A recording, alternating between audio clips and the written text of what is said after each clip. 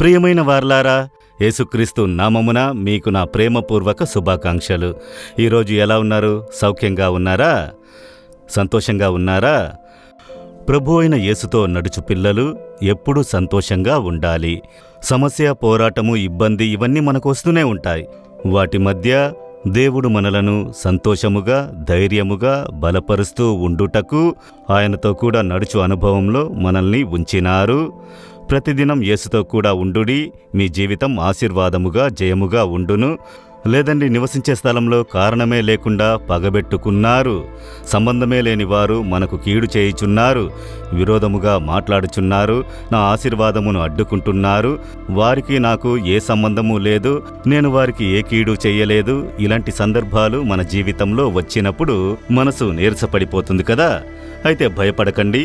ఒక భక్తుడు చెబుతున్నాడు, 2 సమూయేలు 22వ అధ్యాయము 49వ వచనములో, నా మీదికి లేచిన వారికంటే ఎత్తుగా నీవు నన్ను హెచ్చించుదువు, బలాత్కారము చేయు వారి చేతిలో నుండి నీవు నన్ను విడిపించుదువు. దేవుడు ఎలాంటి వారట? మనకు విరోధముగా లేచిన వారి ముందు మనలను హెచ్చించి బలాత్కారము చేయు వారి చేతిలో నుండి మనల్ని తప్పించును.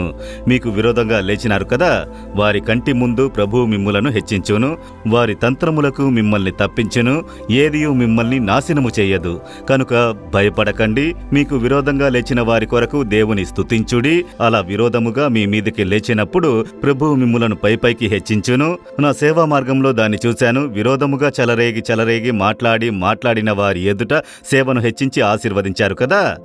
దానియేలు 6వ అధ్యాయంలో చూడండి. దానియేలు దేశంలో గొప్ప అధికారి. అతని తోటి అధికారులందరికీ కూడా దానియేలు మీద చాలా ఈర్ష్య. వీడు ఎక్కడి నుండి వచ్చాడు? ఇతర దేశము నుండి వచ్చాడు, ఇక్కడికి బానిసగా వచ్చాడు, దేశంలో గొప్ప పదవికి వచ్చాడు, ఇతన్ని నాశనం చేయాలని ఒక గుంపు జనం లేచినారు. అయితే దేవుడు దానియేలును పైపైకి హెచ్చించినారు. వారు ఈర్ష్యపడునంతగా ఇంకా హెచ్చించి రాజుకు తర్వాత స్థానంలో ఉంచారు. అప్పుడు కూడా అతనికి విరోధముగా ఒక గుంపు జనం చెలరేగి సింహాల బోనులో వేసి చంపాలని అనుకుంటే దేవుడు అతన్ని కాపాడి బయటికి తీసుకుని వచ్చారు.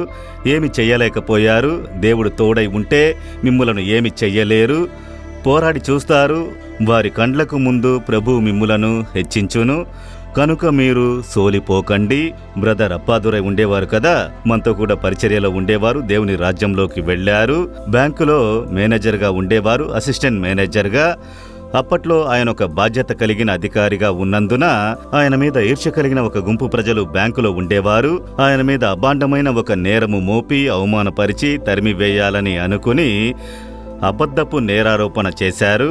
డబ్బు నిర్వహణలో మోసం చేశారని వాటిని క్రియేట్ చేశారు. సిబిఐ విచారణ వచ్చింది. కనుక వీరిని అవమానముతో పంపిస్తారు అని అనుకున్నారు. ఆయన యేసుకి మొరపెట్టి కన్నీటితో తన జీవితమును సమర్పించారు. చూడండి, ఒకే రాత్రిలో కార్యమును దేవుడు తలక్రిందులు చేశారు. సిబిఐ అధికారి చెప్పాడు, రేపు నిన్ను బంధించదము అని చెప్పిన అధికారి మరుసటి రోజు వచ్చి చెప్పారు, నిజమైన నేరస్తుని కనిపెట్టాము, నీవు నిందారహితుడవు అని చెప్పారు. ఆ బ్యాంకులో ఈయనను అవమానపరచాలనుకున్న వారి కంటే అధికారిగా ప్రభువు హెచ్చించారు. వారు అవమానముతో ఆ బ్యాంకు విడిచి వెళ్లారు. ఇదే దేవుడు చేయు అద్భుతము. మీకు విరోధంగా ఎంతమంది చెలరేగినను మిమ్మును నాశనం చెయ్యాలి, అవమానపరచాలి, చంపేయాలి అని అనుకోవచ్చు. వారు సిగ్గుపడిపోతారు. మీరు హెచ్చింపబడుదురు. మిమ్ములను కాపాడుటకు దేవుడు తోడుగా ఉన్నారు. విశ్వసించెదరా? విశ్వాసముతో దేవుని స్తుతించెదరా? తండ్రి, నా మీద పగబెట్టుకున్న వారి ఎదుట నన్ను హెచ్చించి ఘనత చేసి నన్ను కాపాడుచు నడిపించుచున్న దేవునికి స్తోత్రములు, స్తోత్రములు. యేసుక్రీస్తు నామములో ఆమెన్, ఆమెన్.